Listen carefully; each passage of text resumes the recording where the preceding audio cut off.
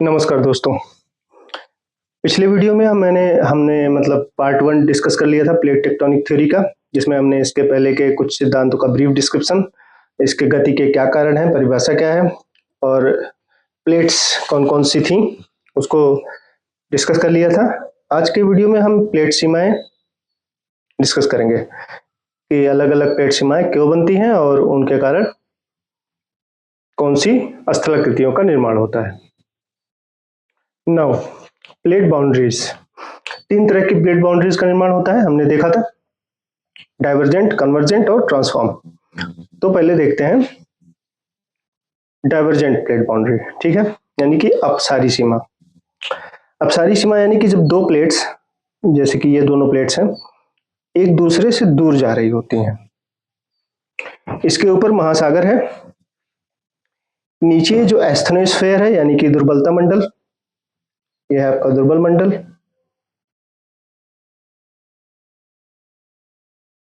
हमने देखा था कौन कौन से मंडल, ये पृथ्वी की आंतरिक संरचना को, सबसे ऊपर क्रस्ट, उसके नीचे मेंटल, फिर कोर। मेंटल के जो अपर मेंटल है, अपर मेंटल का सबसे अपर मोस्ट लेयर और क्रस्ट मिला के स्थल मंडल थे, इन्हीं को प्लेट्स बोलते हैं, इन्हीं के बड़े टुकड़ों को। और उसके जस्ट नीचे एस्थेनोस्फेयर होता है, यानी कि दुर्बल मंडल होता है, जो सेमी मोल्टेन स्टेज में होता है। यहाँ पे मैग्मा होती है, जहाँ पे कन्वेक्शन करंट्स चल रही होती हैं, यानी कि जो मैग्मा है वो सर्कुलर फॉर्म में गति कर रहा होता है, उसी की वजह से प्लेट्स गति कर रही होती हैं, ठीक है। तो इनके ऊपर ही प्लेट गति कर रही होती हैं। अब हम देखते हैं बाउंड्रीज। दुर्बल मंडल में, एस्थेनोस्फेयर में मैग्मा का संचलन हो रहा है, इसके कारण जो ऊपर की प्लेट्स हैं वो गति कर रही हैं, एक दूसरे से दूर जा रही हैं। तो उस केस में मैग्मा इन दरारों से होकर के ऊपर निकल के आता है और जो पदार्थ है, मैग्मा ऊपर निकल के लावा बनता है, लावा अलग अलग इन दोनों किनारों पे जमा होने लगता है। जमा होने से एक स्थलाकृति का निर्माण होता है, उसे बोलते हैं महासागरीय कटक, ठीक। ये हो गई अपसारी सीमा। इसको थोड़ा फ्लो चार्ट में देखते हैं। तो सबसे पहले क्या हुआ, मैग्मा का अपसरण। मैग्मा का क्या हुआ, अपसरण हुआ। अपसरण मतलब डाइवर्जन, ये मैग्मा उठा, दोनों तरफ गया, इसके कारण प्लेटों में संचलन हुआ, यानी कि गति आई, ठीक। इसी गति के कारण एक बल उत्पन्न होता है जिसको बोलते हैं तनाव मूलक बल।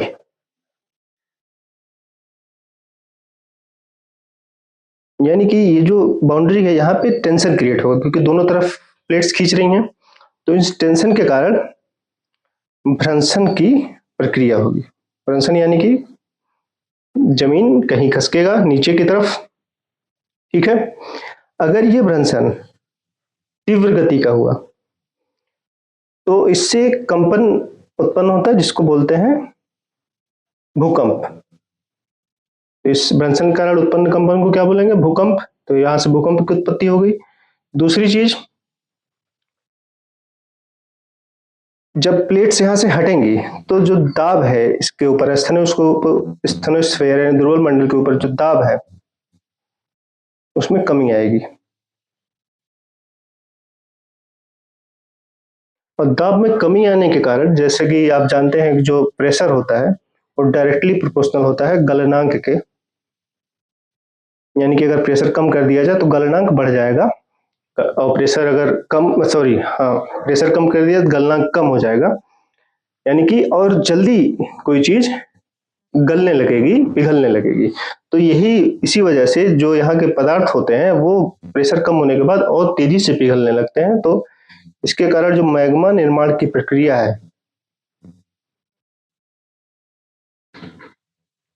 वो तेज हो जाएगी, मैग्मा निर्माण की प्रक्रिया तेज हो जाएगी। इसके कारण मैग्मा और तेजी से बनेगा और ऊपर उठेगा और ज्वालामुखी का निर्माण होगा।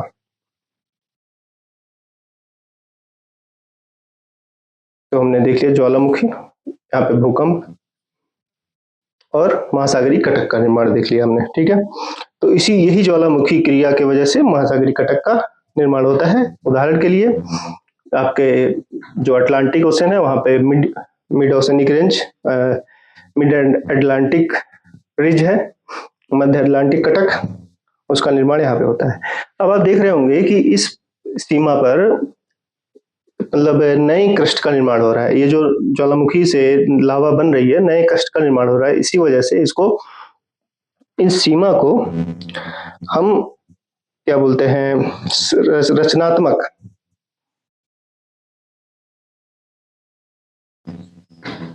रचनात्मक सीमा भी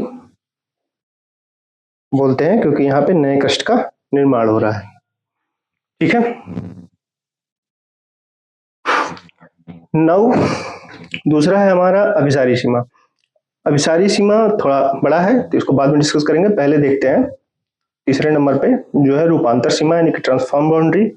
ट्रांसफॉर्म बाउंड्री में होता क्या है कि दोनों प्लेट्स ना एक दूसरे से टकराती हैं, ना एक दूसरे के विपरीत जाती हैं। मतलब विपरीत जाती हैं लेकिन तनाव में नहीं, बस स्लाइड कर रही होती है एक दूसरे के ऊपर। जैसे कि ये दोनों प्लेट्स हैं, इसकी गति इस साइड है, समझ लीजिए ईस्टवर्ड, इसकी गति वेस्टवर्ड है, just for example opposite direction में है।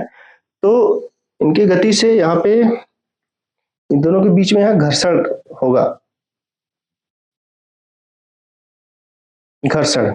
इस घर्षण के कारण भूकंप, तीव्र गति के भूकंप का निर्माण होता है। और यहाँ पे ना तो क्या नाम है, क्योंकि ये दोनों टकरा नहीं रही हैं, ना ही तनाव का निर्माण हो रहा है, इसलिए ना ही किसी प्रकार का क्रस्ट का निर्माण होता है।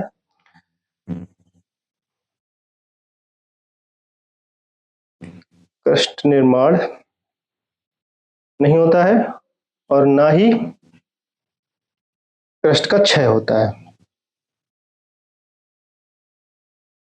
जैसा कि हम देखेंगे अभिसारी सीमा पे क्रस्ट का क्षय हो रहा होता है। चूंकि ये दोनों ही ना यहाँ पे निर्माण हो रहा है, ना ही क्रस्ट का क्षय हो रहा है, इसीलिए इसको संरक्षी सीमा भी बोलते हैं। संरक्षी प्लेट सीमा भी बोलते हैं। तो यानी कि ट्रांसफॉर्म प्लेट बाउंड्री को संरक्षी प्लेट बाउंड्री यानी कि संरक्षी प्लेट सीमा भी बोलते हैं। ठीक है। अब हम देखते हैं आपका अभिसारी सीमा। अभिसारी सीमा तीन प्रकार की हो सकती है, क्योंकि हमारी जो प्लेट्स हैं, जो क्रस्ट है, उनकी जो सीमा है उस पर ये डिपेंड करती है। फॉर एग्जांपल, एक तो महासागरीय हो सकता है। दूसरा महासागरीय महाद्वीपीय हो सकता है।